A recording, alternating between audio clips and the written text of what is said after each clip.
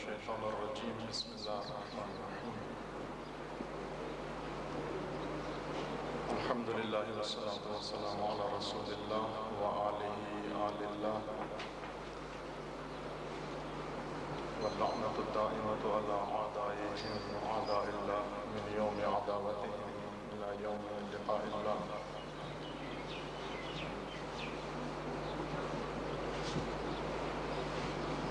ایام ولادت باسعادت حضرت پیغمبر اکرم صلی اللہ علیہ وآلہ وسلم ہیں۔ ان مبارک ایام میں آپ سب خواتین مومنات اور مومنین کی خدمت میں ہدیہ تبریک و تہنیت عرض ہے۔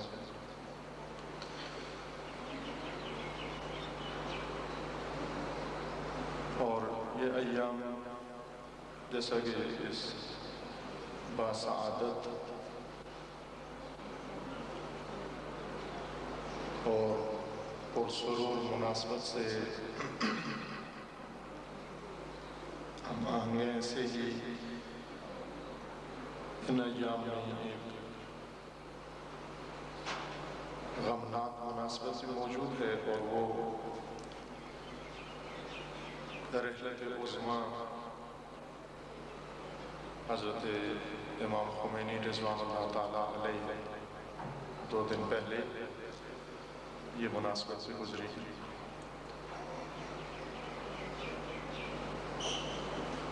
اور اس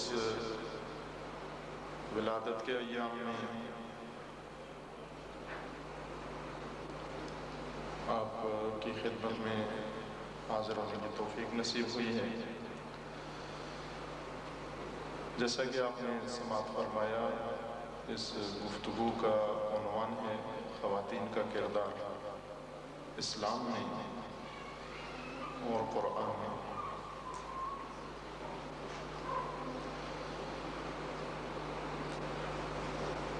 خاتون کا کیا کردار ہے معاشرے کے اندر،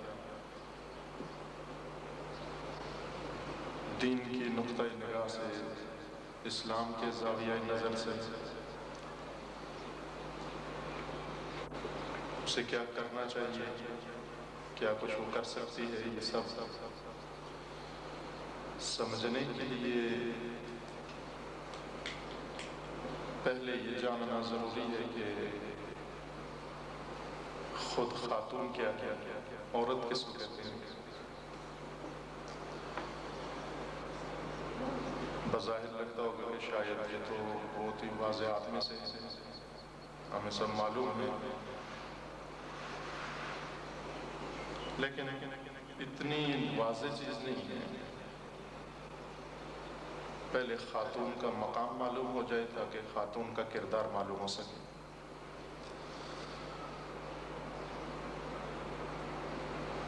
اور یہ بات یقینی طور پر کہی جا سکتی ہے کہ اس وقت جو کچھ بھی خواتین کے ساتھ رویہ رکھا جا رہا ہے، جو برتاؤ کیا جاتا ہے، جو سلوک کیا جاتا ہے، یہ سب اس وجہ سے ہے کہ خاتون کا اور عورت کا مقام معلوم نہیں۔ نہ صرف یہ کہ مرد کو معلوم نہیں، یہ قابل افسوس بات ہے، لیکن اس سے زیادہ افسوسناک یہ ہے کہ خود خواتین کو عورت کا مقام معلوم نہ ہو جائے۔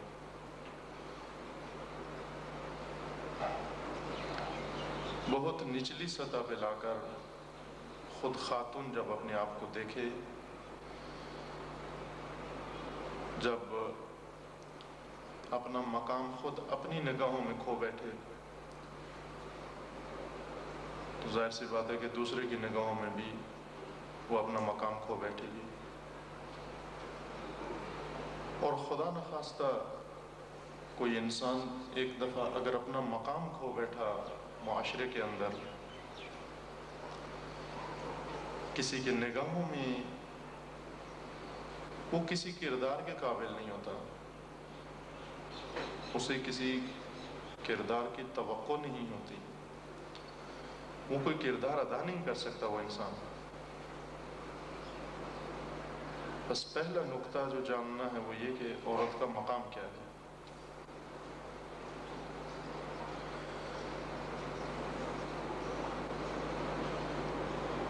عورت اور مرد انسان کی دو صنف ہیں، دو قسمیں، لیکن ہیں دونوں انسان، برابر کے انسان ہیں۔ انسانیت میں نہ مرد عورت سے آگے ہے اور نہ عورت انسان سے مرد سے پیچھے ہے۔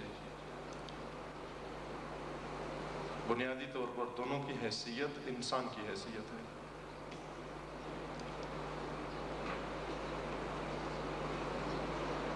مرد اور عورت انسانیت سے باہر کے مسائل ہیں، انسانیت سے ہٹ کر تقسیم ہے، یعنی کہ انسانوں کی دو قسمیں ہیں، انسان یا مرد ہیں یا عورت۔ انسان انسان ہے، سب انسان ہیں، خواتین بھی انسان ہیں، مرد بھی انسان ہیں۔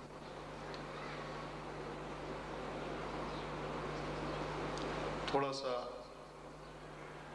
ظاہر مقام اپنا جاننا آسان کام نہیں ہے، اگر اتنا آسان کام ہوتا تو یہ سارے مسائل پیش نہ آتے۔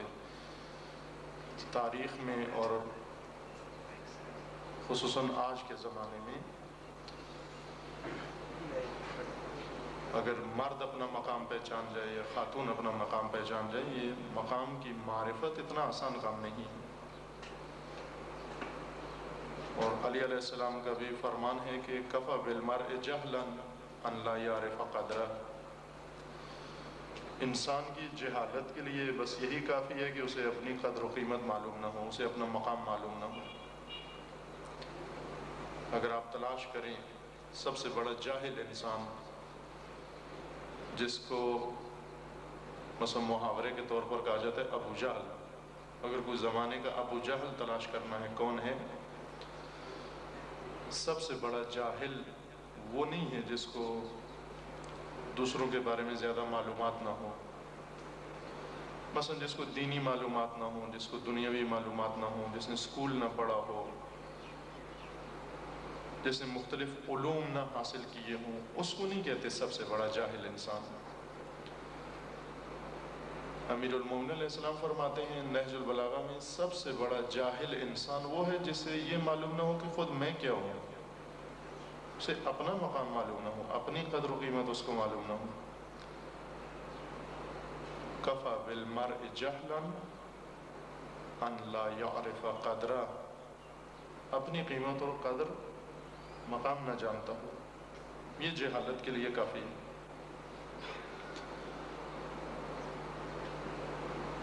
اب آیا ہمیں اپنا مقام معلوم ہے یا نہیں؟ انسان کے دو مقام ہیں، عورت ہو یا مرد۔ ایک اس کا حقیقی مقام ہے جسے ہم نہیں جانتے، شاید نہ مرد جانتا ہے اپنے مقام کو، نہ زن نہ عورت۔ اور ایک جھوٹا مصنوعی من گڑت مقام ہے جو ہم نے خود بنایا ہوا ہے اپنے ذہن میں، جو ہم اپنے آپ کو بہت کچھ سمجھتے ہیں، یہ بھی اپنا ایک مقام ہے ہمارا۔ کوئی اپنے آپ کو بڑا عالم سمجھتا ہے، کوئی بڑا دانشور سمجھتا ہے، کوئی اپنے آپ کو بہت زیادہ ذہین سمجھتا ہے، کوئی بڑا اپنے آپ کو چالاک سمجھتا ہے، کوئی دوسروں سے اپنے آپ کو بہت برتر سمجھتا ہے۔ یہ بھی مقامات ہیں جو ہم نے اپنے لیے گڑھے ہوئے ہیں، یہ جھوٹے مقامات ہیں، مصنوعی مقامات ہیں جو آتے جاتے رہتے ہیں۔ حقیقی مقام وہ ہے یا خدا نے جو ہمیں دیا ہے،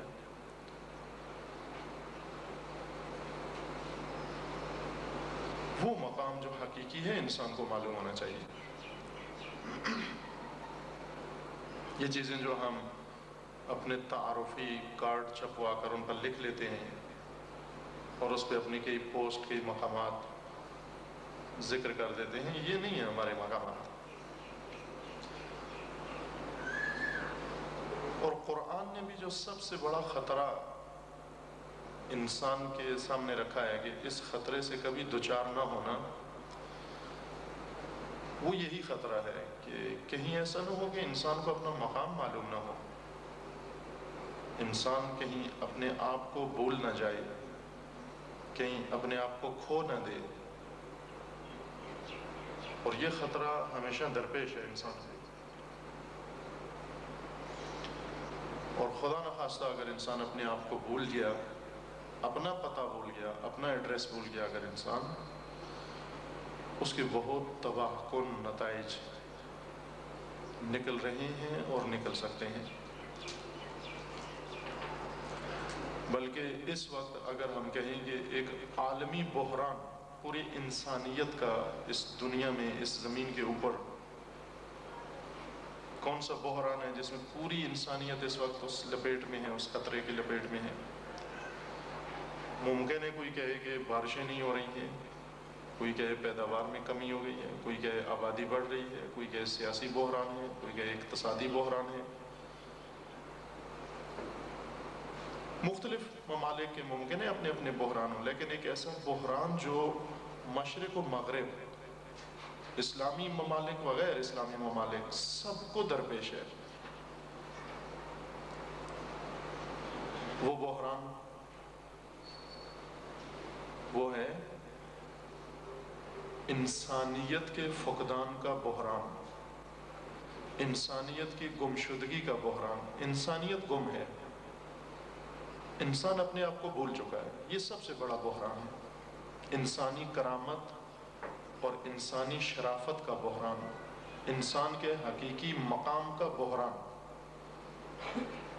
یہ سب سے عظیم بحران ہے جو اس وقت انسانیت کو دامنگیر ہے، اور پوری انسانیت اس کی لپیٹ میں ہے اس وقت. زن و مرد، پیر و جوان، چھوٹے اور بڑے، ان پڑھ اور تعلیم یافتہ، مذہبی اور غیر مذہبی، حتیٰ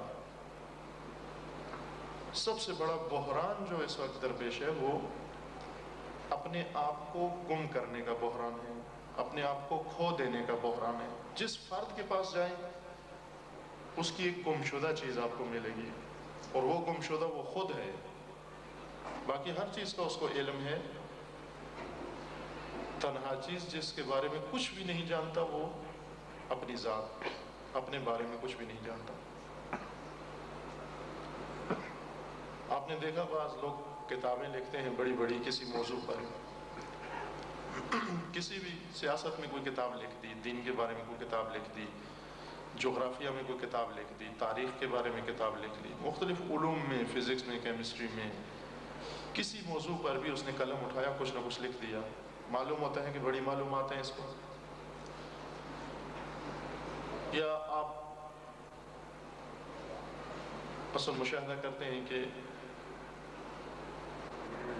ہم مجالس، محافل برپا کرتے ہیں، منعقد کرتے ہیں. ان مجالس میں کچھ لوگ اہل علم، دانشور، دانشمند کے طور پر، عالم کے طور پر آتے ہیں اور ہمارے سامنے آ کر گفتگو کرتے ہیں مختلف مسائل میں، تاریخی مسائل میں، عصر حاضر کے مسائل پر. اور ہم بھی ان کے علم سے متاثر ہوتے ہیں کہ ماشاءاللہ کتنا زیادہ جانتے ہیں، کس قدر معرفت ہے ان کو، معلومات کتنی زیادہ ہیں ان کی. لیکن ان کی معلومات پر آیا اعتماد کیا جا سکتا ہے یا نہیں کیا جا سکتا؟ یہ جو لوگ کتابیں لکھتے ہیں، جو لوگ ہمارے سامنے آ کر اس قدر عالمانہ، محققانہ گفتگو کرتے ہیں، آیا ان کی ان معلوماتی باتوں پر اعتماد کیا جا سکتا ہے یا نہیں؟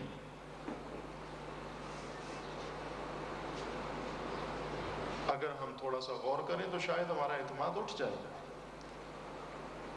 اور وجہ یہ ہے، میں ایک مثال کے ذریعے سے آپ کو یہ مطلب عرض کروں.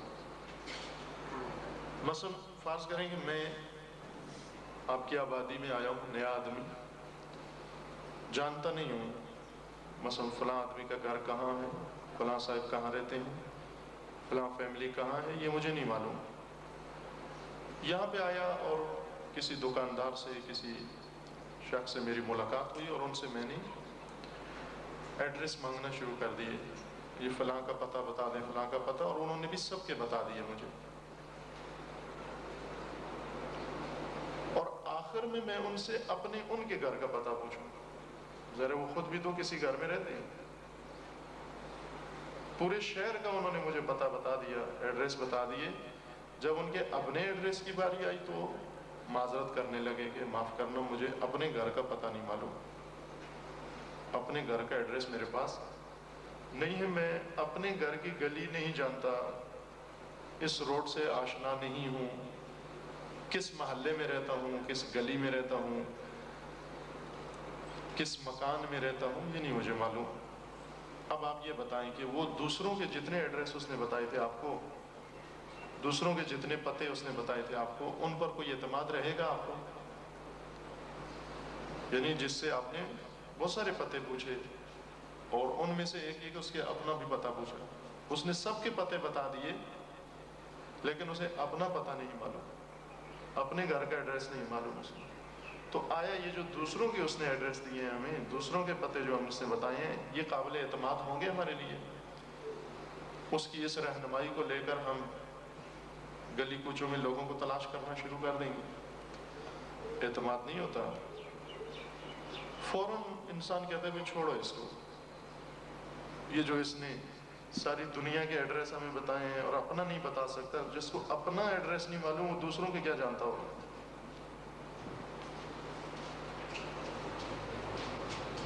خوب باتیں ہم کرتے ہیں بہت زیادہ. ویسے مرد بھی کم باتیں نہیں کرتے لیکن خواتین زیادہ مشہور ہیں بات کرنے. شاید اگر دیکھیں مجموعی طور پر تو مرد شاید زیادہ بولتے ہیں. لیکن ان ساری باتوں میں ہماری ان باتوں پر کیا اعتماد کر سکتا ہے یا نہیں کر سکتا؟ کسی سے دینی مسئلے میں شروع کر دو بات کرنا، دنیاوی مسئلے میں بات کرنا، چپ نہیں رہتا کوئی آدمی، بولتا ہی جا رہا ہے. مشرق کی باتیں کر رہا ہے، مغرب کی باتیں کر رہا ہے، ادھر کی باتیں کر رہا ہے، ادھر کی باتیں کر رہا ہے، سیاسی باتیں کر رہا ہے، اقتصادی باتیں کر رہا ہے، تعلیمی باتیں کر رہا ہے، تربیتی باتیں کر رہا ہے. ہر وادی میں کچھ نہ کچھ کہہ رہا ہے.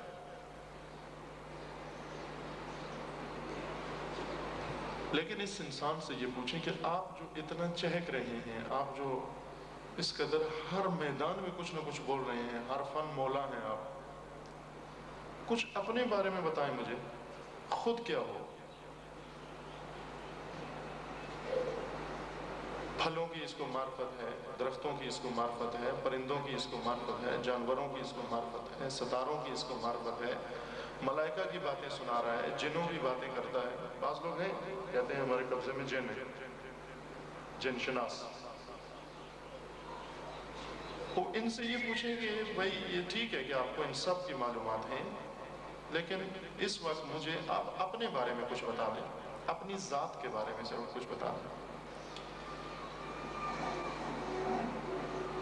آپ دیکھیں یہ 5 منٹ بھی گفتگو کرنے کے قابل نہیں ہے اپنی ذات کے بارے میں. دوسروں کے بارے میں تو کئی اشرے پڑھ دیتا ہے، دوسروں کے بارے میں تو کئی جلد کتاب لکھ دیتا ہے، لیکن جب وہ بات اس کے اپنے اوپر آتی ہے تو 5 منٹ بھی اپنے بارے میں گفتگو کرنے کے قابل نہیں ہے. اپنی ذات کی معرفت، اپنی حقیقت بیان کر سکتا ہے.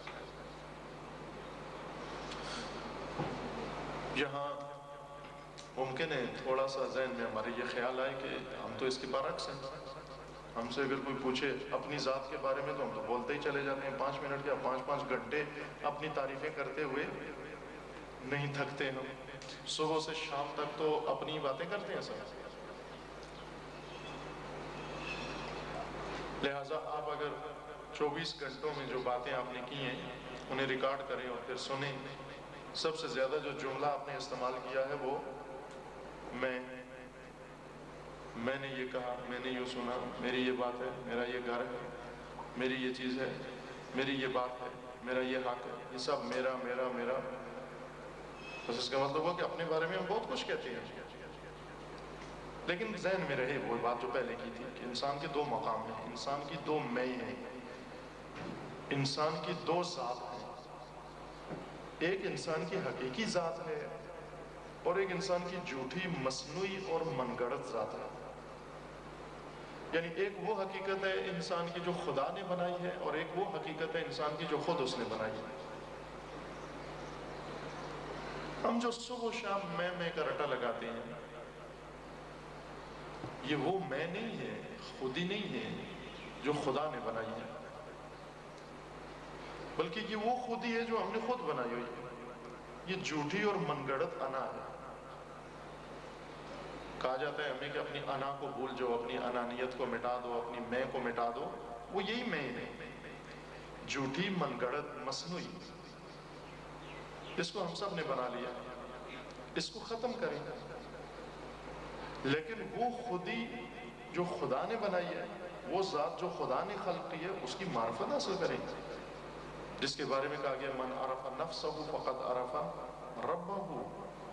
جس نے اپنے آپ کو پہچان لیا اس نے اپنے رب کو پہچان لیا، اس نے پوری ربوبیت کو پہچان لیا، اس نے پوری کائنات کو پہچان لیا، اس نے دین و دنیا سب کو پہچان لیا جس نے اپنے آپ کو پہچان لیا. بس ہم میں تو ضرور کرتے ہیں، لیکن یہ وہ میں نہیں ہے جو حقیقی میں ہے. کیوں یہ ہوا؟ آپ کہیں گے کیا فرق ہے اس میں، یہ حقیقی میں نہیں ہے بلکہ جھوٹی میں ہے. ہوتا یہ ہے، یہ قانون الہی ہے، قانون عقلی ہے، خداوند تبارک و تعالیٰ کا یہ قانون ہے کہ جب بھی حقیقی شے، اہل چیز اپنے مقام پہ نہ ہو، وہ مقام زیادہ دیر خالی نہیں رہتا. اس کی جگہ پر کوئی نااہل آ جاتا ہے، کوئی بیگانہ، کوئی اجنبی آ جاتا ہے.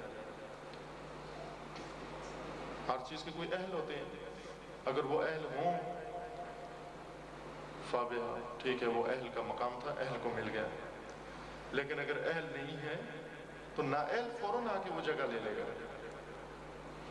مثلا فرض کر لیں کہ کلاس میں، اسکول میں آ کے پڑھانا، یہ ایک اہل آدمی کا کام ہے. اگر وہ اہل آدمی آگے نہیں بڑھتا، اپنی ذمہ داری ادا نہیں کرتا، تو یوں نہیں کہ یہ کلاس خالی رہے گی، کوئی ضرور آ جائے گا اس کلاس میں، اور وہ جو آئے گا وہ نااہل آدمی ہے. وہ آ کے لطیفے سنائے گا، گپے لگائے گا، ایسے چٹکلے سنائے گا. مثلا فرض کر لیں گے ممبر، مجالس ہو، محافل جو ہم عزاداری میں منعقد کرتے ہیں، اس ممبر کے کچھ اہل لوگ ہیں اور وہ ہیں اہل علم. العلماء ورثۃ الانبیاء، یہ ممبر رسول ہے، ممبر انبیاء ہے، ممبر ائمہ ہے. ائمہ کے وارث وہی لوگ ہو سکتے ہیں کہ جو سرمایہ ائمہ جن کے پاس ہو، سرمایہ انبیاء جن کے پاس ہو. اور انبیاء کا سرمایہ سر سنگیت تو نہیں ہے. کسی نبی کے بارے میں سنا ہے کہ وہ یہ کام کرتے تھے؟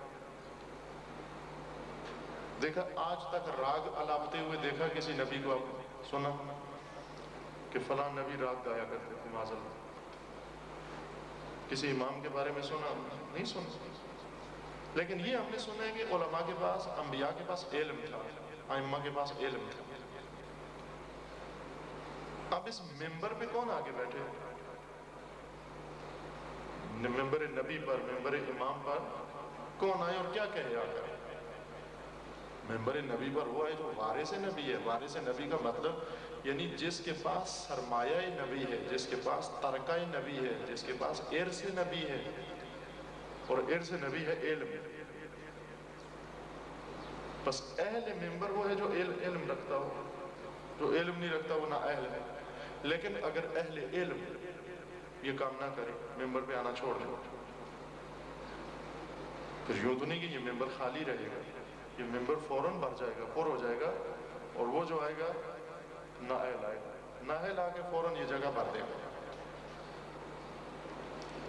ابھی مثلا آپ نے یہ محفل کا انعقاد کیا، یہ سیٹیں آپ کے لیے لگائی گئی ہیں، آپ اہل ہیں ان سیٹوں پر بیٹھنے کے. لیکن اگر آپ نہ آئیں، 5 منٹ لیٹ آئیں، 10 منٹ لیٹ آئیں، ایک دن نہ آئیں، تو یہ سیٹ خالی نہیں رہے گی. اس پہ کوئی نہ کوئی بیٹھ جائے گا آ کر. کوئی چیز خالی نہیں رہتی، جو خلا ہم چھوڑ دیتے ہیں یقیناً وہاں پر کوئی نااہل آ کے اس کو بھر دیتا ہے۔ یہ قانون ہے اللہ تعالیٰ۔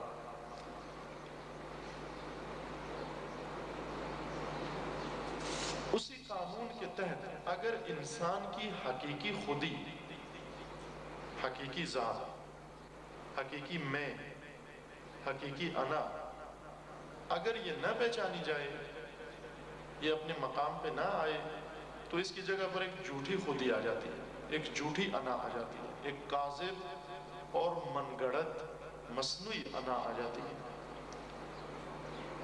وہ انسان نہیں ہوتا، وہ انسان کی جگہ پر ایک کوئی اور چیز آ جاتی ہے۔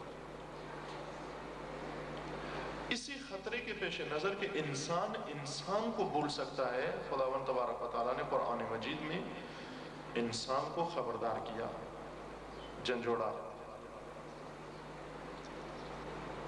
وَلَا تَكُونُوا كَالَّذِينَ نَسُوا اللَّهَ فَأَنْسَاهُمْ أَنفُسَهُمْ، ان لوگوں کی طرح نہ بن جاؤ جو اللہ کو بھول بیٹھے، نسیان یعنی بھولنا، فراموشی، ان کی طرح نہ بنو جو خدا کو بھول بیٹھے اور خدا کو بھول جانے کا نتیجہ یہ نکلا کہ خود کو بھی بھول بیٹھے۔ لا تکونوا کالذین نسوا اللہ فانساہم انفسہم، ایسے لوگوں کی طرح نہ بنو جو خدا کو بھول بیٹھے، خدا کو بھول جانے کا نتیجہ یہ کہ خود کو بھی بھول بیٹھے۔ یعنی اس جملے کا معنی یہ بن جائیں گے کہ خدا فراموش نہ بنو، اگر خدا فراموش بنے تو خود فراموش بھی بن جاؤ گے، اگر خدا کو بھول بیٹھے تو خود کو بھی بھول بیٹھو۔ بس ان دو چیزوں میں آپس میں چولی دامن کا ساتھ ہے۔ یہ ممکن نہیں ہے کہ جو خدا کو بھولا ہوا ہو اور خود کو پائے، یہ ممکن نہیں۔ جو خدا کو بھول گیا وہ خود کو بھی بھول گیا، اور جسے خدا مل گیا، جسے خدا کو پا لیا، یہ وہ شخص ہے جس نے اپنے آپ کو پا لیا، جسے خود معلوم ہے میں کیا ہوں، اپنی ذات، اپنی حقیقت، اپنی واقعیت کا اس کو علم ہے۔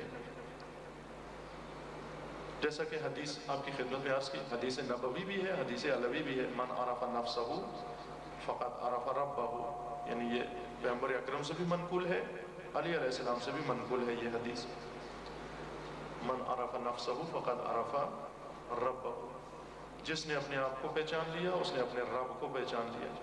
اب اس آیت کو اور اس حدیث کو ایک ساتھ رکھ کے معنی کریں۔ آیت یہ کہہ رہی ہے قرآن میں، ہمیں کہا گیا نا کہ قرآن و اطرت ایک دوسرے سے جدا نہیں، یہ ایک نمونہ ہے جدا نہ ہونے کا۔ حدیث ثقلین میں ہے کہ پیغمبر اکرم نے فرمایا انی تارک فیکم الثقلین کتاب اللہ و اطرتی، پھر فرمایا بعد میں کہ لن یفترقا حتی یردا علی الحوض، کتاب و اطرت میں چھوڑ کے جا رہا ہوں جو کبھی جدا نہیں ہوں گے، قیامت تک جدا نہیں ہوں گے، ہمیشہ ایک ساتھ ہیں۔ یہ ایک نمونہ ہے اس کا کہ جو کچھ قرآن نے کہا وہی اطرت نے کہا۔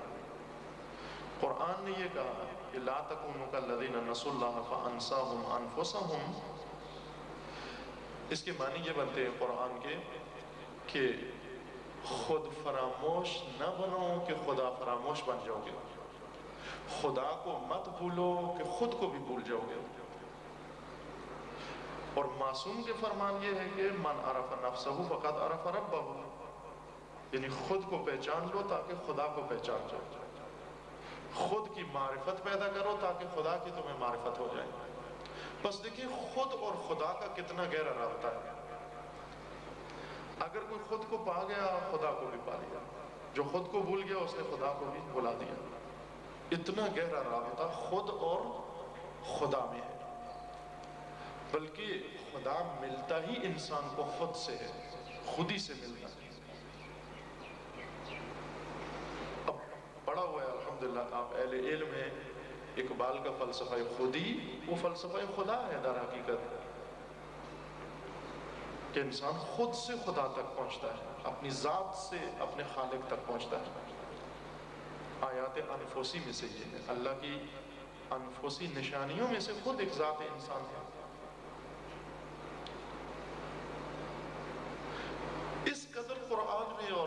سکتے ہیں. اور عملی طور پر بھی اگر ہم دیکھیں یعنی قرآنی ان آیات سے قطع نظر کر کے اور ان احادیث معصومین سے قطع نظر کر کے اگر ہم مشاہدہ کریں اس عالم میں نے کہا کہ ہمیں ایک ہی بحران نظر آئے گا. یہ بحران گندم اور پانی اور بجلی اور ان چیزوں کا بحران نہیں ہے. یہ بعض کے لیے ہے بعض کے لیے نہیں ہے اور وقتی بحران ہے. حقیقی بحران جو اس وقت انسانیت کو دامنگیر ہے وہ یہ کہ انسان اپنے آپ کو بھول چکا ہے, اپنی کرامت اور شرافت کو بھول چکا ہے. سب کا سب انسان, بہت کم انسان ہے جنہیں اپنی حقیقت پتہ ہے, اور یہ وہی لوگ ہیں جنہیں خدا بھی معلوم ہے. تھوڑے سے تعجب کی جگہ ہے, اگر ہو رہا ہے تعجب آپ کو تو اچھی بات ہے. بس ایسی ہوتی ہے کہ انسان تعجب ہو تو پریشان ہوتا ہے کہ یہ بات ہو رہی ہے اور شاید مجھے صحیح سمجھ میں نہیں آ رہی. تعجب نہیں کرنا چاہیے ورنہ یہ وہ مقام ہے جہاں پر تعجب کرنا چاہیے. اگر یہ بات سن کر تعجب نہیں ہوا تو پھر دوبارہ غور کریں اس بات پر. اتنا غور کریں کہ آپ کو تعجب ہونا شروع ہو جائے. یہ کیسی بات ہے کہ انسان اپنے آپ کو بھول جائے؟ یہ ہو سکتا ہے؟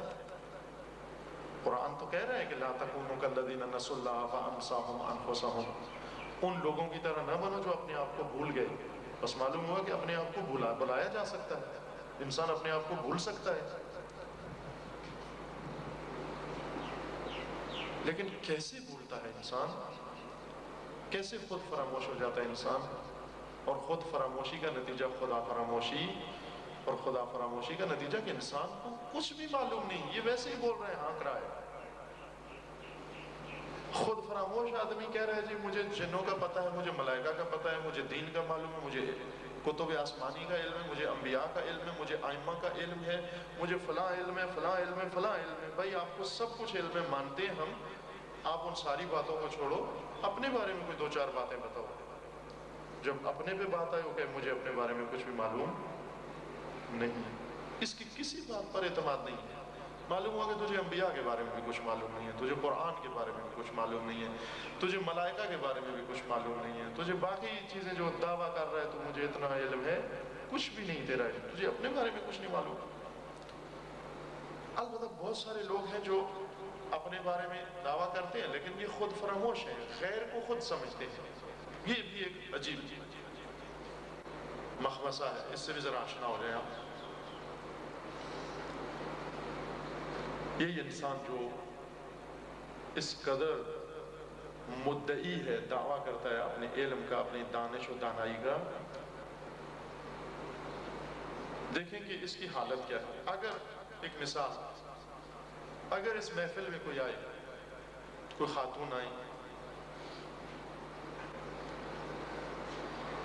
اور انہیں یہاں سیٹ الاٹ کی گئی ہے, دی گئی ہے, اپنی سیٹ پہ بیٹھنا چاہیں اور اپنی سیٹ پر بیٹھنے کے لیے آپ کے پاس آ جائیں, آپ کے کندھے پر ہاتھ رکھ کر یہ کہیں کہ یہ میں ہوں.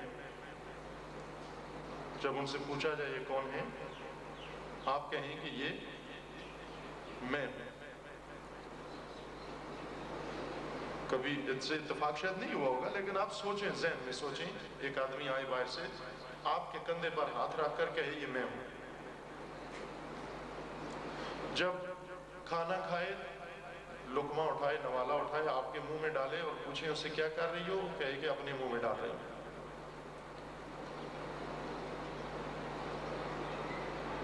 اگر ایسی خاتون کو آپ دیکھیں یا ایسے مرد کو آپ دیکھیں, آپ کا عکس العمل کیا ہوگا, کیا کہیں گے اس کو؟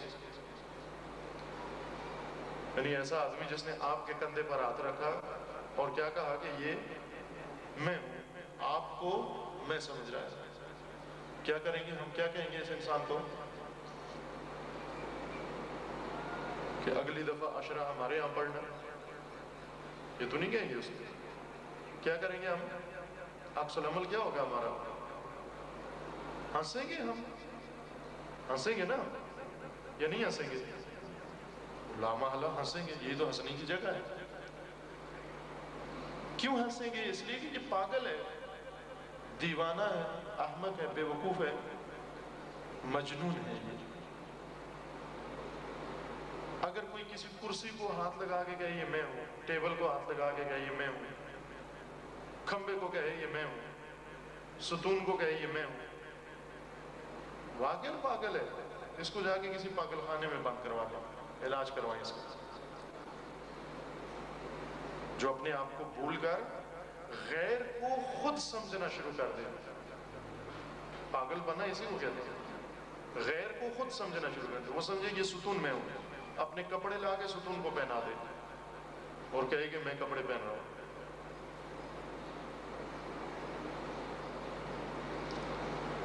ہنسیں گے ہم، اور اتفاق سے یہ کام صبح و شام ہمارے سامنے ہو رہا ہے، لیکن ہم نہیں ہنستے، یوں ہی ہو رہا ہے اتفاق سے۔ ہر آدمی آتا ہے اور کسی غیر کو کہتا ہے یہ میں ہوں، اس پر ہاتھ رکھ کر یہ کہہ رہا ہے یہ میں ہوں، کوئی بھی نہیں ہنستے۔ کیوں نہیں ہنستے؟ اس لیے کہ ہنسی وہاں آتی ہے کہ جہاں پر سب آدمی اپنی اپنی سیٹوں پر ہوں، سب اپنے آپ کو خود سمجھ رہے ہوں، اور ایک ان میں سے غیر کو خود سمجھ رہا ہوں، کسی اور کو خود سمجھ رہا ہوں، وہاں پر سب کو ہنسی آتی ہے۔ یعنی سب عقل مند ہوں، سب سمجھدار ہوں، ایک بے وقوف، ایک پاگل، ایک دیوانہ آ جائے، وہاں پر سمجھداروں کو ہنسی آتی ہے۔ لیکن جہاں پر سب یہی کام کر رہے ہیں، سب نے ایک ایک ستون کھمبا پکڑ کے کہا ہوا ہے کہ یہ میں ہوں، ایک نے کہا ٹیبل کو میں ہوں، ایک نے کہا میز کو یہ میں ہوں، ایک نے دوسری چیز کو کہا یہ میں ہوں، سبھی اپنے آپ کو بھول کر کسی اور کو میں سمجھ رہے ہوں، وہاں پر تو ایک دوسرے پر نہیں ہنستے۔ یعنی پاگل کو پاگل پر ہنسی نہیں آتی، سمجھدار کو پاگل پر ہنسی آتی، دیوانہ دیوانے پہ نہیں ہنستا۔ اب دیکھیں اتفاق سے یہی کچھ ہو رہا ہے، ہم سب بالاتفاق، شاید کوئی بھی مستثنا نہ ہو، اگر ہم سے پوچھتے ہیں کہ آپ کون ہیں، اپنے بارے میں بتائیں، سب کا عقیدہ یہ، ابھی میں اگر پوچھ بھی لوں سب سے تو یہی جواب آئے گا، اور آپ بھی اگر باہر جا کے کسی سے پوچھیں تو یہی لوگ جواب دیں گے۔ ہم سب کا یہ اعتقاد ہے اپنے بارے میں کہ ہم جسم ہیں، ہم بدن ہیں، ہم باڈی ہیں، یہی عقیدہ ہے ہمارا۔ اسی بدن کو سمجھتے ہیں یہ میں ہوں، یہ جسم باڈی ہماری اپنی، اسی سب کو ہم کہتے ہیں یہ میں ہوں۔ مرد بھی کہتا ہے یہ میں ہوں، عورت بھی یہ کہتی ہے یہ میں ہوں۔ جسم کو انسان سمجھے ہوئے ہیں، جسم کو خود سمجھے ہوئے ہیں، لہذا اسی کی خدمت میں لگے ہوئے ہیں صبح و شام۔ کپڑے لیتے ہیں تو اسی کے لیے، کھانا لیتے ہیں تو اسی کے لیے، خدمت کرتے ہیں تو اسی کی، اشارے کرتے ہیں تو اسی کی طرف۔ جب آپ سے کوئی پوچھے کہ آپ کہاں ہیں تو وہ اس طرح اشارہ کرتا ہے انگلی کا کہ یہ ہوں، انگلی تو بدن کی طرف آپ کی جا رہی ہے، یعنی آپ باڈی ہیں، بدن ہے، جی ہاں میں بدن ہوں۔ جو انسان بھی اپنے آپ کو جسم اور بدن سمجھے کہ میں بدن ہوں، وہ اپنے آپ کو بھول بیٹھا ہے۔ یہ وہی ہے جو کھمبے کو کہے یہ میں ہوں، یہ وہی ہے جو ستون کو کہے یہ میں ہوں، ٹیبل کرسی کو کہے یہ میں ہوں، چونکہ جسم بھی تو انسان نہیں ہے، انسان کی حقیقت اور ہے، جسم اور چیز ہے، جسم ایک الگ چیز ہے۔ مثلا آپ کا لباس ہے، ابھی آپ نے لباس پہنا ہوا ہے، یہ لباس، اس چادر جا کے گھر میں ہم لٹکا دیں گے، تو کیا یہ چادر میں ہوں، یہ عبا یہ میں ہوں، یہ لباس میں ہوں، قمیض میں ہوں؟ نہیں بھائی، یہ میرا لباس ہے، قمیض نہیں ہوں میں، قمیض میرا لباس ہے، میں قمیض نہیں ہوں، میں اور چیز ہوں۔ بس معلوم ہوا کہ انسان الگ چیز ہے، انسان کا لباس الگ چیز ہے، جوتا الگ ہے، انسان الگ چیز ہے۔ لیکن اگر کوئی پاگل بن کر جوتے کو میں سمجھنا شروع کر دے، لباس کو میں سمجھنا شروع کر دے کہ میں لباس ہوں، غلطی پر ہے۔ یہ انسان خود کو بھول بیٹھا ہے، اور جو خود کو بھول بیٹھا ہو اسے اور کس چیز کا علم ہوگا، وہ اور کیا بتائے گا ہمیں، اسے کیا رہنمائی لیں؟ اسے دنیا کی کوئی بات پوچھیں، اسے دین کی کوئی بات پوچھیں، اسے خدا کی کوئی بات پوچھیں، کہنے کو تو کہہ رہے ہیں جن میرے قبضے میں ہے، ملک میرے قبضے میں ہے، فلاں میرے اتنا ہے، قدرت میری اتنی ہے، لیکن عملی طور پر دیکھیں تو اسے یہ بھی نہیں معلوم کہ میں لباس ہوں، یا وہ لباس کے اندر جو چھپا ہوا ہے وہ میں ہوں۔ ایک لباس جو درزی سے ہم بنواتے ہیں جا کر، یہ جو پہنا ہوا ہے ہم نے کپڑے کا لباس، یہ درزی سے بنوایا ہم نے، لیکن ایک لباس خدا نے بنایا ہمارا، یہ جلد، یہ چمڑا، یہ باڈی، یہ بدن، یہ انسان کا ایک لباس ہے جو خدا نے بنایا۔ پیدا ہوتے ہی ہم لباس لے کر پیدا ہوتے ہیں، انسان پیدا ہوتا ہے لیکن لباس کے ساتھ، اس کا لباس ہے جلد کا، چمڑے کا۔ اور جس طرح درزی کا لباس آپ نے بچپن میں جو والدین نے ہمیں بنا کے دیا تھا وہی تو آج تک نہیں ہے، بدل گیا، کئی جوڑے تبدیل کر چکے، کئی سوٹ پھاڑ چکے، بقول آپ کے کوہنے کر چکے ہیں، اور سال میں کئی نئے سوٹ بناتے ہیں ہم۔ اسی طرح یہ جلد، یہ لباس بھی کئی دفعہ بدل چکا ہے۔ وہ بدن جو پیدا ہوئے تھے اور ہمارے پاس تھا وہ بدن، بچپن میں شیر خارگی کے عالم میں جب دودھ پیتے تھے، وہ بدن تو آج نہیں، وہ بدن گزر گیا، وہ لباس اتر گیا، اس کی جگہ نیا لباس آ گیا، یہ خدا نے البتہ پہنایا۔ بس یہ درزی کا بنا ہوا لباس بھی ہم اتارتے پہنتے رہتے ہیں، اور خدا کا جو لباس بنا ہوا ہے یہ بھی آتا جاتا رہتا ہے۔ اب تو آپ نے پڑھا ہوگا، لکھا ہوا ہے آپ کی کتابوں میں، اسکول کی کتابوں میں، سلیبس کی کتابوں میں، کہ انسان کا پورا بدن 6 سال میں مکمل طور پر تبدیل ہو جاتا ہے۔ جتنے سیلز ہیں اس کے اندر، جتنے خلیے ہیں اس کے اندر، یہ سب کے سب ختم ہو جاتے ہیں اور اس کی جگہ پر نئے خلیے بنتے ہیں، نئے سیل بنتے ہیں۔ 6 سال کی مدت میں پورا بدن تبدیل ہو جاتا ہے۔ بس درزی کا لباس 6 مہینے میں پرانا ہو جاتا ہے، اتار دیتے ہیں، لیکن خدائی لباس 6 سال میں پرانا ہوتا ہے، اتار کے نیا لباس پہن لیتے ہیں۔ ہم یہ بدن اور یہ جلد اور یہ باڈی، یہ ایک لباس ہے جو خدا نے دیا ہے۔ لہٰذا جب مرتے ہیں، پھر ڈرے نہیں، موت کا نام مسلمان سننا بھی پسند نہیں کرتے۔ ایسے مائیں بچوں کے منہ پر ہاتھ رکھ لیتی ہیں کہ موت کا نام نہیں لیں۔ خوب فرض کریں موت آئی، سب سے پہلا کام یہ کرتے ہیں کہ ہمارا درزی کا بنا ہوا لباس اتار لیتے ہیں۔ کیوں؟ اس لیے کہ انسان کی موت ہو گئی، وفات ہو گئی۔ اس وفات پہ پہلا کام یہ کرو گے، وہ موچی کے بنے ہوئے جوتے اتار لو اس سے، درزی کا بنا ہوا لباس اتار لو اس سے، تو جتنا لباس ہے وہ سارے اتار لو، یعنی انسان کے علاوہ جو کچھ اس کے پاس ہے وہ سب لے لو اس سے۔ اور جوتے کیا کرتے ہیں، ہم کسی کو دے دیتے ہیں، پھٹے پرانے جوتے، وہ فقیر کو دے دیتے ہیں، یا بعض علاقوں میں رواج ہے کہ وہ مولانا کو دے دیتے ہیں جو مردہ نہلاتا ہے۔ اسی طرح خدا کا بنا ہوا لباس بھی، یہ بھی اس سے الگ کر لو۔ اس لباس کو بھی دو کر کیا کرو، صاف کر کے کفن پہنا کے اس لباس کو، اور گڑھا کھود کے، خاک کھود کے اس میں اس کو دفن کر دو۔ یہ انسان ہے جو دفن کر رہے ہیں ہم قبر میں؟ نہیں بھئی، یہ انسان نہیں ہے، انسان زندہ ہے، انسان کو تو موت نہیں آتی۔ یہ لباس ہے انسان کا، یہ بدن ہے انسان کا جو یہاں پر دفن کر رہے ہیں، یہ خود انسان نہیں ہے۔ انسان کبھی خاک میں دفن نہیں ہوتا۔ خدا نے انسان کو خاک کے لیے پیدا نہیں کیا، خاک سے پیدا کیا ہے، لیکن خاک کے لیے پیدا نہیں کیا۔ یہ نہیں کہا تھا کہ تو خاک سے اٹھے گا اور پھر واپس خاک میں چلا جائے گا۔ لباس ہے ہمارا خاک سے بنا ہے، لباس دوبارہ خاک میں چلا جاتا ہے۔ بدن تھا ہمارا خاک سے بنا ہے، دوبارہ لوٹ کر خاک میں چلا جاتا ہے، خاکی ہو جاتا ہے، مٹی بن جاتا ہے۔ لیکن انسان زندہ ہے۔ انسان بدن کا نام نہیں ہے، انسان روح کا نام ہے۔ کہتے ہیں نا روح، سنا ہوا ہے نا یہ لفظ، یہ اپنے بارے میں ہمارا اپنا لفظ ہے، اپنا نام ہے ہمارا۔ اگر کسی کو کہا جائیں گے زید تو وہ تعجب کرے گی، زید کون ہوتا ہے؟ تو آپ کہیں آپ ہی کا نام ہے زید، کسی اور کا نام تھوڑا ہی لے رہے ہیں۔ انسان روح ہے نہ بدن۔ جیسے یہ عبا کبا ہے، میں نے پہنی ہوئی ہے، میں کوئی عبا نہیں ہوں،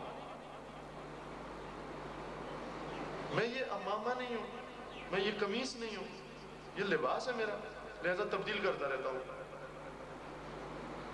یہ بدن اس دنیا میں بھی تبدیل کرتا رہا، اتارتا چڑھاتا رہا۔ اب موت کے وقت بھی ایک لباس تھا، اتار لیا گیا، اب بغیر لباس کے۔ روح ہے بدن کے بغیر۔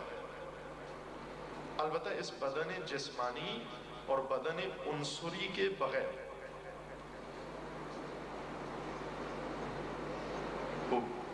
بات تھوڑی سی مخمصہ بنی ہے ظاہر ہے. احساس ہوتا ہے نا کہ اپنے آپ کو پہچانتے ہیں یہ بھولے ہوئے ہیں. انسان شناس ہے یا نہیں؟ انسان خود شناس ہے یا نہیں؟ میں ایک معیار بہت سادہ سا عام زبان میں، علمی زبان میں، طالب علمانہ زبان میں نہیں بیان کرتا ہوں کہ مشکل نہ پیش آئے. خصوصاً یہ خواہران جو تشریف فرما ہیں یہاں پر، چھوٹی عمر میں لگتا ہے ان کو ممکن ہے، کیونکہ بتا رہے تھے جیسے کہ بعض طالبات بھی موجود ہیں مجلس میں، تاکہ بات سب کی سمجھ میں آ جائے. وہ یہ ہے، دیکھیں ہم دو لفظ استعمال کرتے ہیں اپنی زندگی میں، آپ کی بول چال کے الفاظ ہیں، یہ مدرسے کے الفاظ نہیں. دو لفظ جو ہم استعمال کرتے ہیں وہ یہ ہیں، ایک میں اور ایک لفظ ہے میرا. ہے نا؟ بولتے ہیں نا یہ لفظ، کیا کہیں آپ نے اس مظفر پور میں نہیں بولے جاتے یہ لفظ، بولتے ہیں میں اور میرا. اس میں اور میرے میں فرق کیا ہے؟ میں کس کو کہتے ہیں، میرا کس کو کہتے ہیں؟ اب فرق ہے یا نہیں؟ میں اور میرے میں فرق ہے یا نہیں؟ جس کو میں کہتے ہیں اسی کو میرا کہتے ہیں یا نہ؟ میرا الگ چیز ہوتی ہے اور میں الگ چیز. بظاہر ایسے ہی ہے، میں الگ ہے اور میرا الگ ہے. میں کا مطلب ہوتا ہے یعنی خود، ذات، اپنی ذات. میرے کا معنی یہ ہوتے ہیں کہ یہ میں نہیں ہوں لیکن ایک ایسی چیز ہے جو میں کے اختیار میں ہے. میرا اس چیز کو کہا جاتا ہے جو میں نہیں ہوتی لیکن میں کے اختیار میں آتی ہے، میں سے منسوب ہوتی ہے. مثلا فرض کر لیں گے میں یہ کہتا ہوں یہ رومال میرا ہے. اس رومال میرا ہے کہ معنی یہ ہے کہ یہ میں نہیں ہوں. یہ کوئی غلطی نہ کرے، غلط فہمی نہ کرے گا یہ میں کہہ رہا ہوں یہ لباس میرا، میں ہوں. میں کہہ رہا ہوں یہ لباس میرا ہے. میرا ہونے کے معنی یہ ہے کہ یہاں دو چیزیں ہیں، ایک میں اور ایک میں کے پاس، میں کے اختیار میں آیا ہوا رومال، میں کی ملکیت میں آئی ہوئی چیز. لہٰذا جہاں بھی آپ یہ کہیں کہ یہ میرا ہے، وہاں پر دو چیزوں کی جستجو کرنی چاہیے ہمیں، ایک میں کی اور ایک میں کے اختیار میں آئی ہوئی چیز کی. مثلا فرض کر لیں کہ آپ کے پاس لباس ہے، آپ کہیں یہ لباس میرا ہے، بس اس کے معنی یہ ہوئی کہ دو چیزیں ہیں، ایک آپ ہیں اور ایک آپ کا لباس ہے. میرا ہو، تیرا ہو، یہ سب اسی قبیل کے ہیں، اسی طرح کے جملے. اس قانون کی روح سے اب ذرا آئیں، جو میں نے آپ کی خدمت میں مطلب عرض کیا تھا کہ ہم بدن نہیں ہیں، ہم جسم نہیں ہیں، باڈی نہیں ہیں، ہم انسان کی حقیقت کچھ اور ہے. اس سادہ سی بات عام بول چال کے جملوں سے ہم اس کو سمجھنا چاہتے ہیں کہ آیا مطلب ایسے ہی ہے یا نہیں ہے. یہ میں غلط بیان نہیں کر رہا ہوں معاذ اللہ. مثلا میں آپ سے اپنا ہاتھ اٹھا کے یہ پوچھتا ہوں، اس ہاتھ میں فرض کر لیں انگوٹھی ہے، یہ انگوٹھی میں ہوں یا انگوٹھی میری ہے؟ جی میری ہے. اس کو اگر کہوں گا کہ یہ میں ہوں، آپ سب مل کر کہیں گے یہ غلط ہے، یہ اشتباہ ہے، یہ حقیقت نہیں ہے. آپ انگوٹھی نہیں ہے، انگوٹھی آپ کی ہے. اگر میں یہ کہوں لباس کے بارے میں کہ یہ لباس میں ہوں، یا یہ کہوں کہ یہ لباس میرا ہے، کیا کہنا صحیح ہوگا؟ یہ لباس میرا، یعنی میں یہ لباس نہیں. خب آئیں میں ہاتھ، انگوٹھی اور لباس کے بجائے اب اپنے ہاتھ کے بارے میں پوچھتا ہوں، یہ ہاتھ میں ہوں یا میرا ہے؟ آپ روزمرہ یہ جملے استعمال کرتے ہیں نا، کیا کہتے ہیں جب مثلا انگلی زخمی ہو جاتی ہے تو کیا کہتے ہیں؟ میں زخمی ہو گیا ہوں یا میری انگلی زخمی ہو گئی؟ میری انگلی. بس معلوم ہوا کہ آپ انگلی نہیں ہیں، آپ کوئی اور چیز ہے، اور یہ انگلی آپ کے اختیار میں ہے، آپ کی ملکیت میں ہے، آپ اس سے کام لیں. جیسے آپ کہتے ہیں میری موٹر سائیکل ہے، کوئی نہیں کہتا موٹر سائیکل کو میں خراب ہو گیا ہوں، میں پنچر ہو گیا ہوں. کہتے ہیں میری گاڑی پنچر ہو گئی. یعنی آپ کچھ اور ہیں، گاڑی کوئی اور چیز ہے، لیکن یہ گاڑی آپ کے اختیار میں ہے، آپ کے استفادے کے لیے، آپ کے کام لینے کے لیے، آپ کو یہاں سے وہاں منتقل کرنے کے لیے آپ کو دی گئی ہے۔ اب یہ گمان نہ کرو کہ آپ گاڑی ہو، آپ سائیکل ہو، بس یہ ہاتھ میں نہیں ہوں، یہ ہاتھ میرا ہے۔ خوب یہ بازو، پورا بازو میں آپ سے پوچھتا ہوں، یہ میں پورا بازو ہوں یا پورا بازو میرا ہے؟ میرا ہے۔ بس معلوم ہوا کہ میں یہ بازو نہیں ہوں، بلکہ یہ بازو میرا ہے، میرے اختیار میں ہے۔ چلو یہ بازو تو میں نہیں ہوں، دوسرا بازو آیا، وہ ہوں میں، وہ بھی میرا بازو ہے، وہ بھی میں نہیں۔ بس میں دونوں بازو میں نہیں ہوں، یہ دونوں بازو میرے ہیں۔ اسی طرح آپ سوال کریں پاؤں کے بارے میں، ٹانگوں کے بارے میں، آیا میں پاؤں ہوں یا پاؤں میرا ہے؟ کیا لفظ آپ استعمال کرتے ہیں اپنے عام بول چال میں؟ میرا، یہ پاؤں میرا ہے، یہ ٹانگ میری ہے، یہ ٹانگیں میری ہیں۔ خوب اب آئیں سر کے بارے میں، یہ سر میں ہوں یا سر میرا ہے؟ یہ سر میرا ہے، یہ گردن میری ہے، یہ سینہ میرا ہے۔ اب میں ذرا ایک بڑی سطح پہ پوچھتا ہوں، یہ پورا بدن یہ میں ہوں یا میرا ہے؟ جب الگ الگ بدن کے اجزاء میں نے پوچھے تو سب کیا ہوئے؟ میں نہیں تھا ان میں سے کوئی بھی، بلکہ سب کے سب میرے ہیں۔ تو جب یہ بدن تو انہی اجزاء ہی کا نام ہے، اب میں پورے اجزاء کے بارے میں آپ سے پوچھتا ہوں کہ یہ میں ہوں یا میرا ہے؟ میرا ہے، اور میرا کبھی بھی میں نہیں ہوتا۔ تو وہ میں کون سی چیز ہے کہ یہ سب اس کے پاس ہے؟ یہ لباس بھی اس کے پاس ہے، یہ انگوٹھی بھی اس کے پاس ہے، یہ امامہ بھی اس کے پاس ہے، مثلا یہ ساری چیزیں، اور یہ ہاتھ، پاؤں اور گردن اور سر بھی اس کے اختیار میں، استفادے کے لیے اس کو دیے خدا نے۔ اس میں کی ضرورت ہے، میں کے پاس آنے سے یہ سب میرے ہو گئے۔ بس معلوم ہوا کہ کوئی میں بھی ہے جو ان سب چیزوں کی مالک ہے۔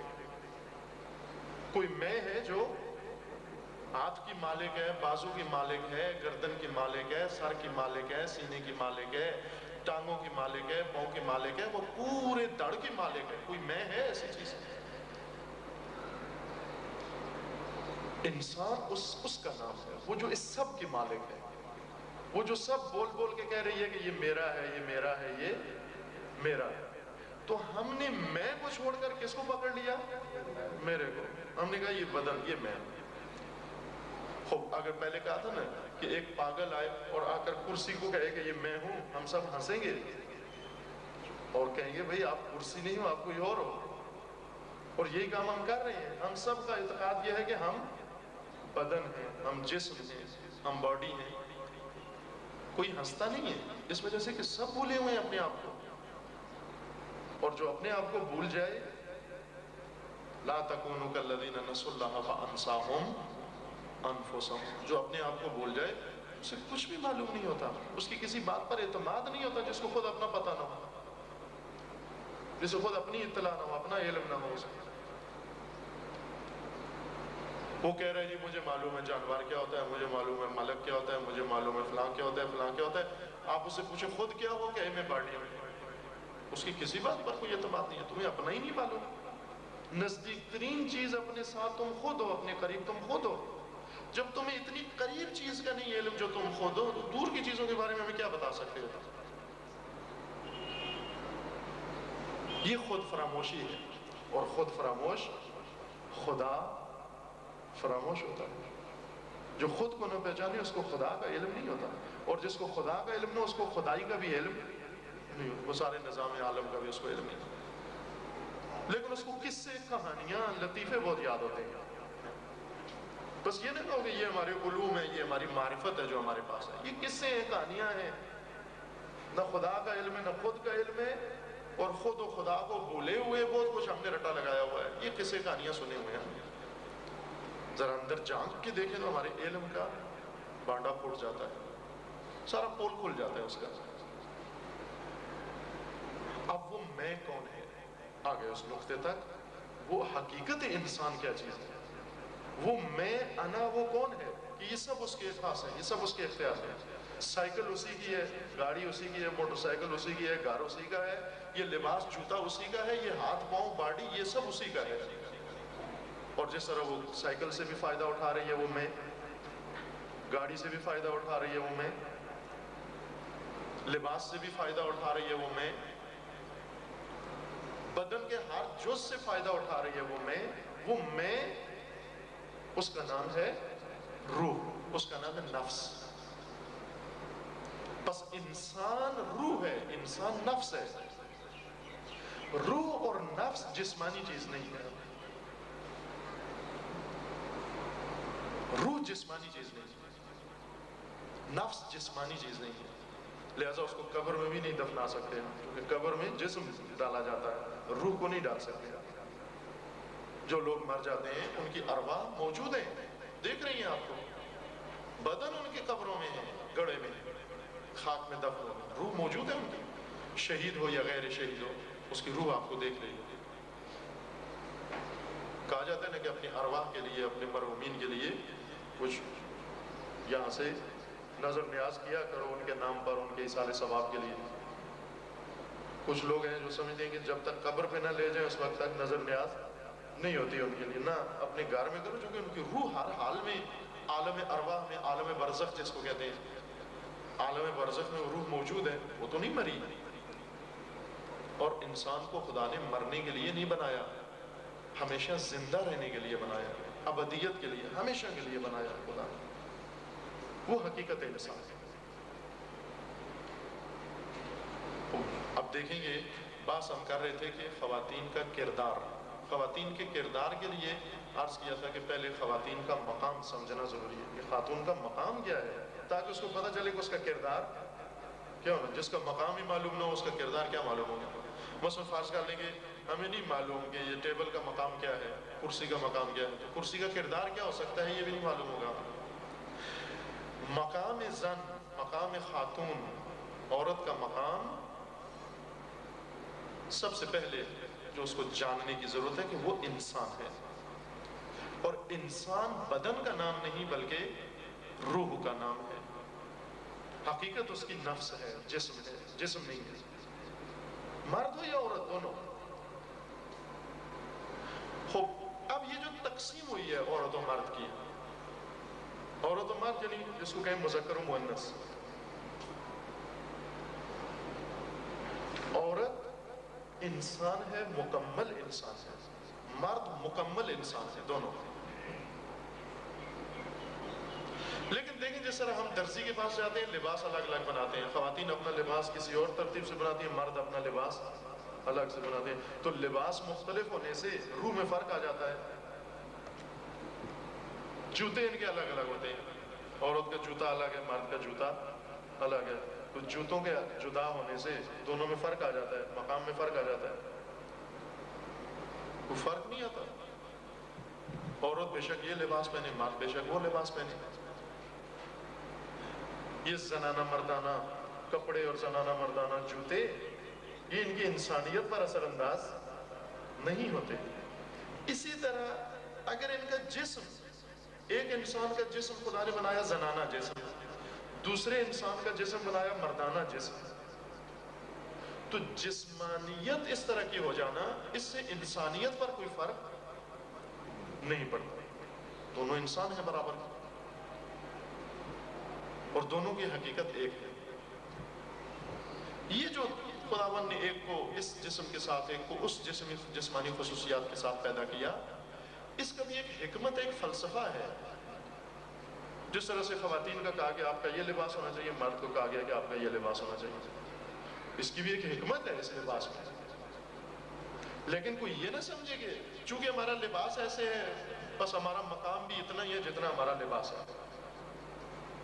فرض کر لیں کہ اگر مرد نے 1000 روپے میٹر والا سوٹ لے لیا اور عورت نے 500 روپے میٹر والا سوٹ لے لیا، تو پھر مقام بھی ان کا ان پیسوں سے بنائے. چونکہ اس نے 1000 کا سوٹ پہنا ہوا ہے تو اس کا مقام بھی 1000 روپے کا ہے، اور اس نے 500 روپے کا سوٹ پہنا ہوا ہے، لہذا یہ 500 روپے کا مقام ہے اس کا. سوٹ سے، کپڑوں سے تو کسی کا مقام نہیں دیکھا جاتا. کس کا مقام؟ قیمت اور کپڑے اور جوتے سے ہم پہچانیں گے.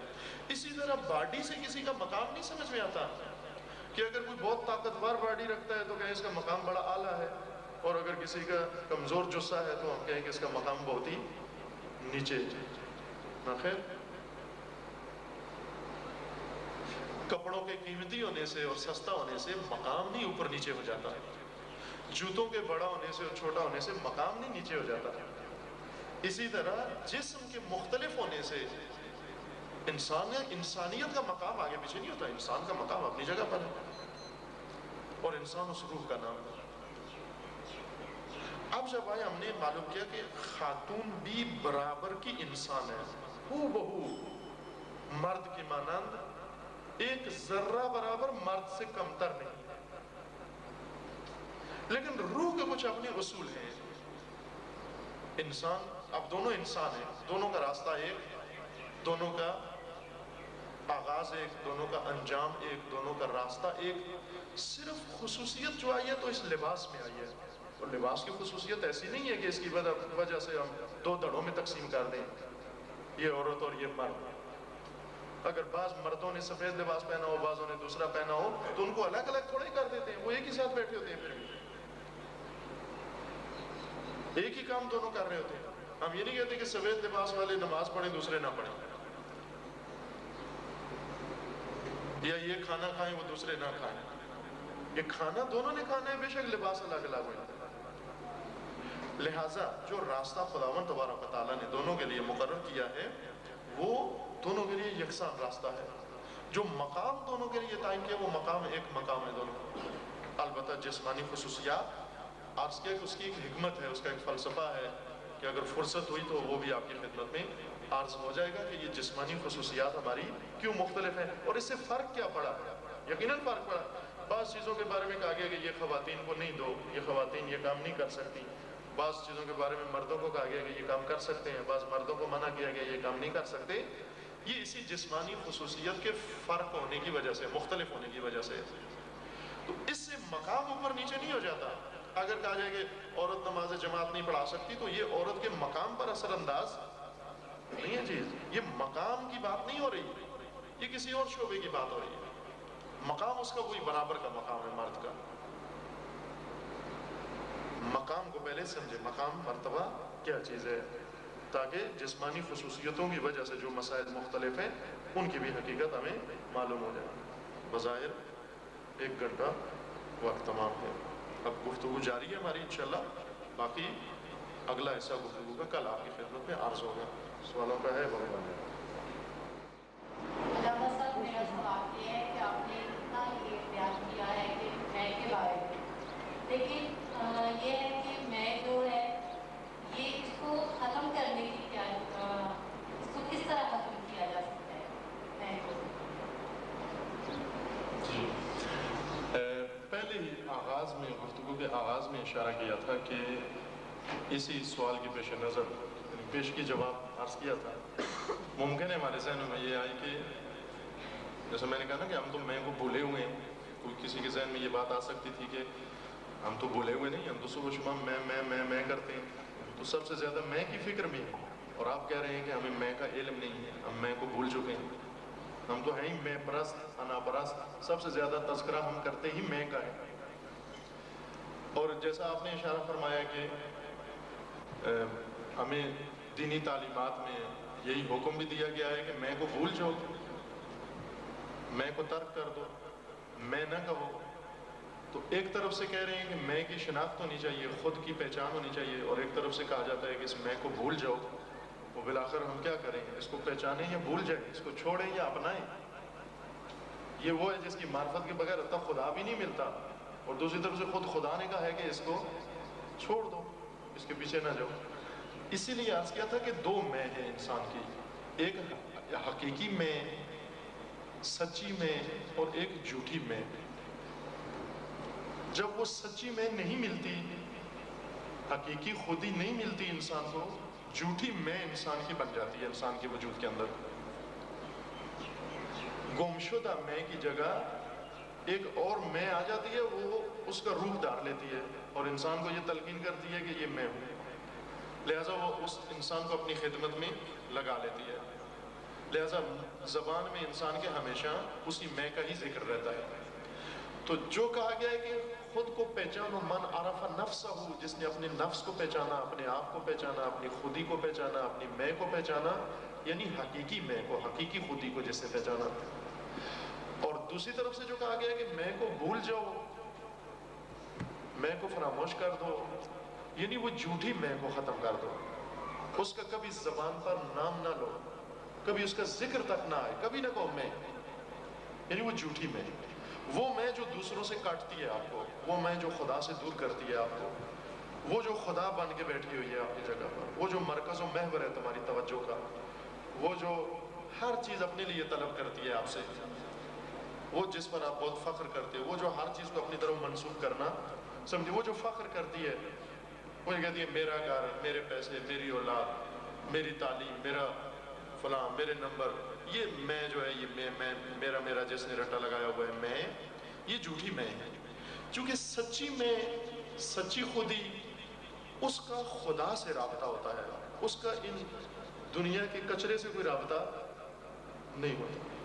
وہ جو سچی خودی ہے اس کی بھی زبان ہے، اگر کوئی سنے وہ بھی بول رہی ہے، خودی کی زبان پر خدا کا نام ہوتا ہے بس. سچی خودی اگر ہو، سچا خود ہو، اگر خود اور خدا کا عرض کیا نا بڑا گہرا رابطہ ہے. من عرف نفسہ فقد عرف ربہ، جس نے خود کو پہچانا اس نے خدا کو پہچانا. اور قرآن میں ہے کہ جس نے خود کو بلا دیا اس نے خدا کو بلا دیا. بس خود اور خدا میں بہت رشتہ ہے گہرا، لیکن وہ سچی خودی، سچا خود. جھوٹی خودی خدا سے دور ہے، جھوٹی میں انسان کو بت بنا دیتی ہے، وہ خدا کے علاوہ ہر چیز کی فکر میں ہے، لیکن سچی خودی فقط خدا کی فکر میں. مثلا فرض کریں، میں ایک مثال دوں، جیسے کوئی ماں ہو اور اس کا اپنا فرزند ہو، اپنی بیٹی ہو یا بیٹا، اس کا اپنا حقیقی بیٹا ہو، اس کے اپنے وجود سے، اپنے جگر کا ٹکڑا ہو اس کا. اس بچے کی زبان پر ہمیشہ ماں کا لفظ ہوگا، یہ بھی کہے گا ماں،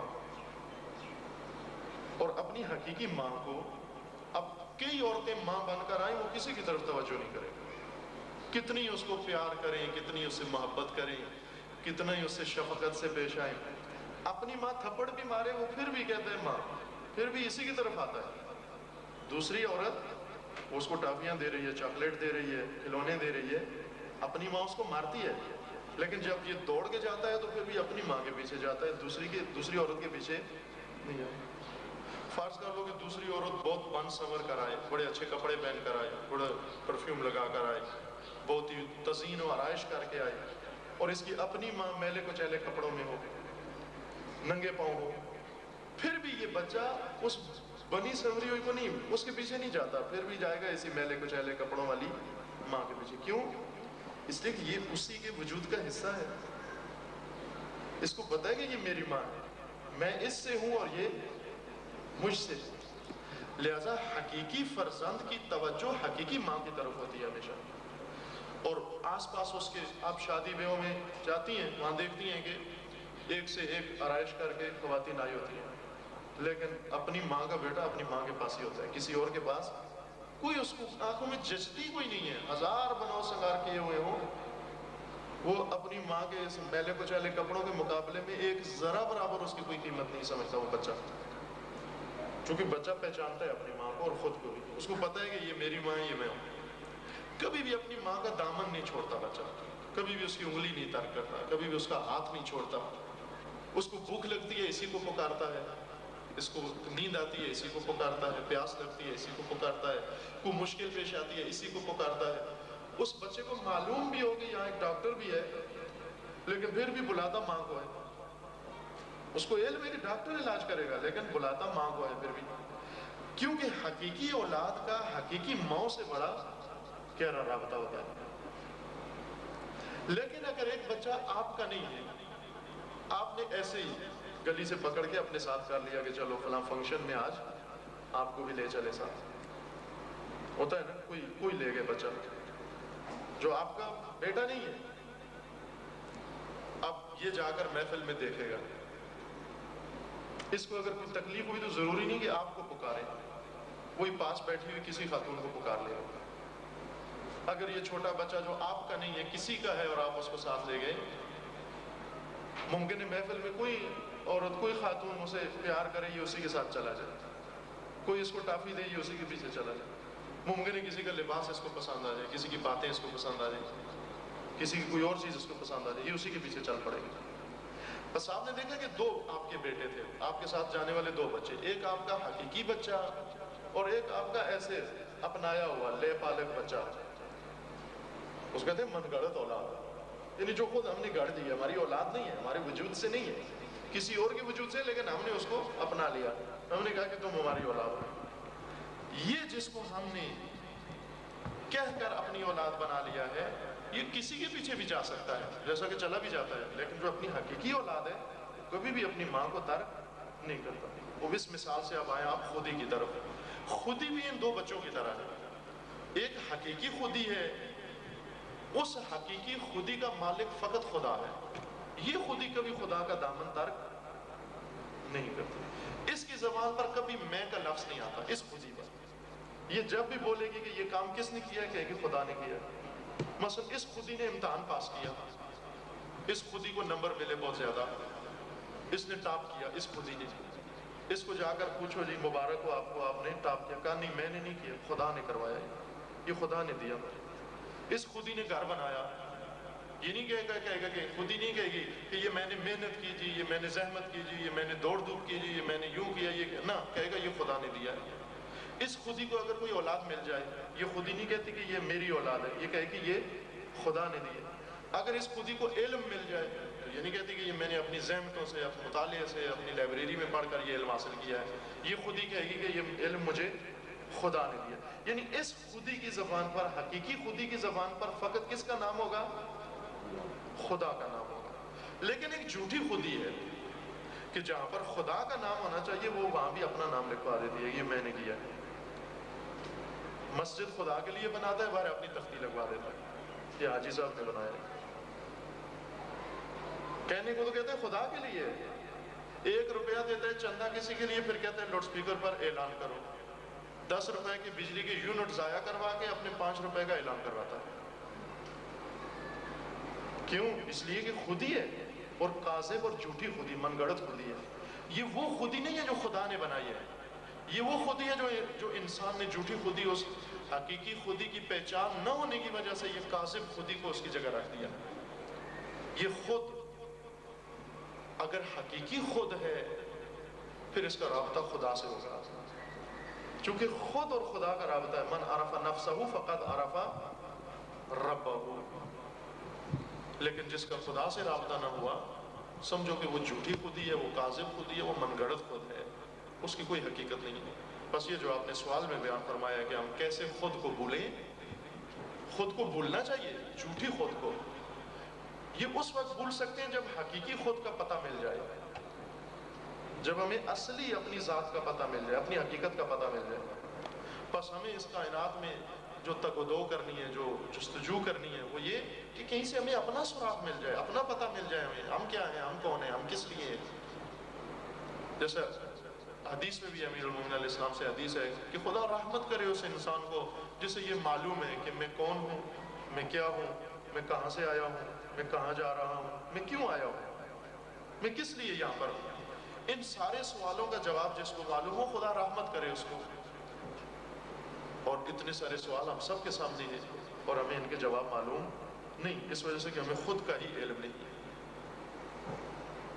بس یہ خودی بھولنی چاہیے، لیکن جھوٹی خودی کو نہ، حقیقی خودی کو.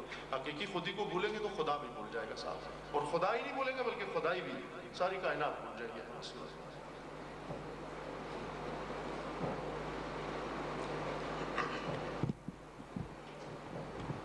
صاحب میں یہ پوچھنا چاہوں گی کہ آج کے غالب دور میں ہم خواتین حقیقی خودی کو کیسے پہچان سکتی ہیں؟ ابھی تو آغاز کیا گفتگو کا اور مقصود بھی یہی تھا. یعنی جو آپ کا سوال وہی اس سیمینار کا اصلی موضوع ہے کہ خواتین کا کردار اس صورت میں کہ جب خواتین کا مقام معلوم ہو جائے. ابھی ہم مقام خاتون کے درپے ہیں، یعنی یہ سمجھنے کی کوشش کر رہے ہیں، یعنی وہی خودی، خاتون کی خودی کیا ہے. ایک ورق اس کا ہم نے پڑھا آج، وہ یہ کہ خاتون ہو یا مرد ہو، دونوں، یہ گفتگو صرف خاتون کے لیے نہیں تھی، مرد کے لیے بھی تھی. خاتون ہو یا مرد ہو، اس کی خودی اس کا بدن نہیں ہے، اس کا جسم نہیں ہے، اس کی ذات اور ہے، وہ روح ہے. اب ہم آتے ہیں، دیکھیں کہ یہ بدن کے تقاضے اور بدن کے جو فرائض ہیں ان میں، اور وہ روح کے تقاضے، وہ روح کا قدر ہے، وہ خودی ہم سے کیا مطالبہ کرتی ہے، یہ خودی ہم سے کیا مطالبہ کرتی ہے، تاکہ ہمیں معلوم ہو جائے کہ ہمارا کردار کیا بنتا ہے، خاتون کا کردار کیا بنتا ہے. خاتون اپنے کردار سے پہلے اپنی آپ کو پہچانے تاکہ اسے اپنا مقام معلوم ہو جائے. جب تک مقام معلوم نہیں ہوتا خاتون کا رول معلوم نہیں ہو سکتا. ممکن ہے یہ نہ پہچاننے کا نتیجہ ہے کہ خاتون سمجھتی ہے کہ مجھے صرف جھاڑو دینے کے لیے، مجھے صرف برتن مانجنے کے لیے، مجھے صرف مرد کی خدمت کرنے کے لیے پیدا کیا گیا ہے، مجھے ایک دوسرے درجے کا انسان پیدا کیا گیا ہے، یہ پہلے درجے کا انسان ہے، میں دوسرے درجے کی انسان ہوں. یہ صرف اپنا مقام نہ پہچاننے کی وجہ سے خاتون نے اپنا رول معاشرے میں یہ انتخاب کیا کہ ہمارا اس کے علاوہ کوئی کام نہیں ہے. نہ اگر اسے اپنا مقام معلوم ہو جائے کہ کیا ہے، اسے اپنا کردار بھی معلوم ہو جائے گا کیا ہے. اور شاید اگر خاتون کا کردار اس کو معلوم ہو جائے، مقام معلوم ہو جائے اور کردار، تو مرد کہیں زیادہ محتاج ہو جائے گا خاتون کا. اگر واقعی خاتون کا مقام خاتون کو معلوم ہو جائے اور مرد بھی اگر اس حقیقت کی طرف توجہ کر لے. یہ چونکہ آپ کا سوال اصلی موضوع ہے اس گفتگو کا، جو چند دن انشاءاللہ اور بھی توفیق ہے، اگر خداوند تعالیٰ نے توفیق دی، یہ گفتگو آگے جاری رہے گی تو تدریجاً آہستہ آہستہ انشاءاللہ یہ کھل کے سامنے آ جائے گی بات آپ کے سامنے.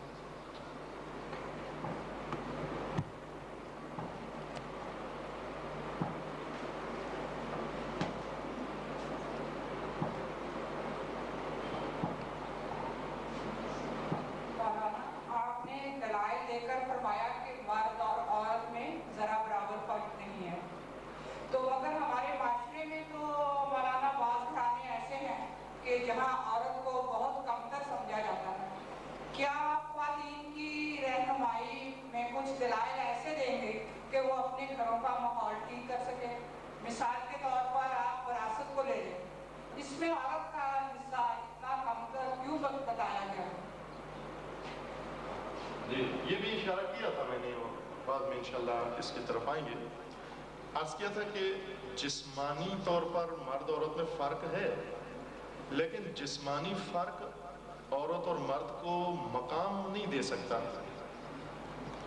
چونکہ جسم دونوں کی حقیقت نہیں ہے.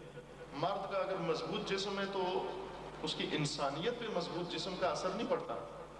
عورت کا اگر فرض کرے کمزور جسم ہے تو اس کا انسانیت پر کوئی اثر نہیں پڑتا. لہٰذا انسان ہونے میں دونوں ایک جیسے ہیں، جسم میں مختلف ہیں. یعنی جیسے کہا تھا نا، لباس دونوں کے مختلف ہیں، جوتے دونوں کے مختلف ہیں، اسی طرح بدن دونوں کے الگ الگ ہیں، باڈی الگ الگ ہے.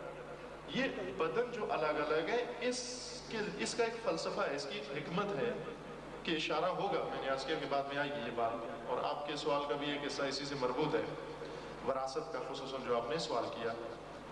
یہ انسانیت کے مقام کی وجہ سے نہیں ہے، یعنی وراثت کی جو بات ہوئی ہے، یہ مقام کو مد نظر رکھ کر نہیں کیا گیا یہ تقسیم بندی کہ چونکہ اس کا انسانیت میں مقام بڑا ہے لہٰذا اس کی پراپرٹی زیادہ ہونی چاہیے، اور اس کا مقام کم ہے لہٰذا اس کی پراپرٹی کم ہونی چاہیے. یہ مقام کو دیکھ کر نہیں کہا گیا. اگر ایسے ہوتا تو معاشرے میں جو سب سے بڑا مقام ہے جس کا، اس کی پراپرٹی سب سے زیادہ ہونی چاہیے. حالانکہ ضروری نہیں ہے ایسے، ممکن ہے جس انسان کا سب سے بڑا مقام ہو وہ معاشرے کا فقیر ترین انسان ہو، اس کے پاس کچھ بھی نہ ہو. پراپرٹی مقام دیکھ کر نہیں دی جاتی ہے، پراپرٹی کے لیے کچھ اور ضابطے ہیں، کچھ اور اصول ہیں.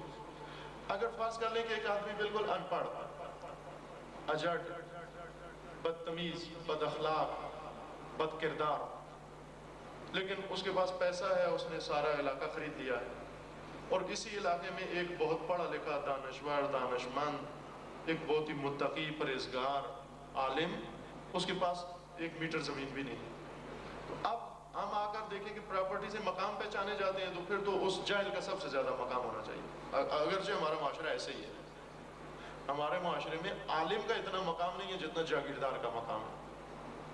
تو وہ معاشرہ صرف عورت اور مرد میں ہی نہیں کر رہا ظلم، بلکہ ہر جگہ ظلم کر رہا ہے. عالم اور جاگیردار کو ساتھ ساتھ بٹھائے تو عالم اس کے نوکروں میں شمار ہوتا ہے اور جاگیردار اس کا آقا اور مولا سمجھا جاتا ہے. علماء کو ملازم رکھا ہوا ہے. یہ معاشرہ جس نے عورت کو غلام بنایا ہوا ہے، اس نے بہت سارے مقامات کو غلام بنایا ہوا ہے. وجہ یہ ہے کہ یہاں پر معیار کچھ اور ہے. معیار وہ حقیقی مقامات نہیں ہے. یہ ظاہری پراپرٹی معیار ہے، دولت معیار ہے، سرمایہ معیار ہے، ارث میراث معیار ہے، زمین معیار ہے. خدا نے بھی فرمایا کہ عورت کو اتنا ارث ملنا چاہیے، مرد کو اتنا ملنا چاہیے، لیکن خداوند نے یہ کام مقام دیکھ کر نہیں بیان کیا کہ عورت کا مقام چونکہ معاذ اللہ کم ہے لہٰذا اس وجہ سے اس کو کم زمین ملے یا کم سرمایہ ملے یا کم اس کو اماؤنٹ ملے. یہ کسی اور وجہ سے ہے کہ عرض کیا کہ اس کی وضاحت بعد میں آئے گی، آپ کی خدمت میں عرض کروں گا انشاءاللہ. لیکن گفتگو اس مرحلے تک پہنچے تو پھر ابھی جلدی ہے اور آپ کے جاننے کی ابھی تشویش بڑھ گئی ہے کہ یہ مسائل جو چبھتے ہیں یہ پہلے بیان ہو جائیں اور وہ مسائل جو معمولی ہیں وہ بعد میں آئیں. نہ، ہر نقطے کا ایک اپنا مقام ہوتا ہے. ہر سخن اپنے موقع پر بیان کیا جائے تو اس کے معنی سمجھ میں آتے ہیں. اگر اس وقت سے پہلے اگر آ گیا تو پھر اپنی افادیت وہ کھو بیٹھتا ہے. لہذا یہ سب آپ کی خدمت میں انشاءاللہ عرض ہوگا. لیکن اصلی ابھی ہم جو نقطہ بیان کرنا چاہ رہے ہیں وہ یہ کہ عورت کا مقام معلوم ہو جائے پہلے، تاکہ ہم اس کے کردار کی طرف آ سکیں.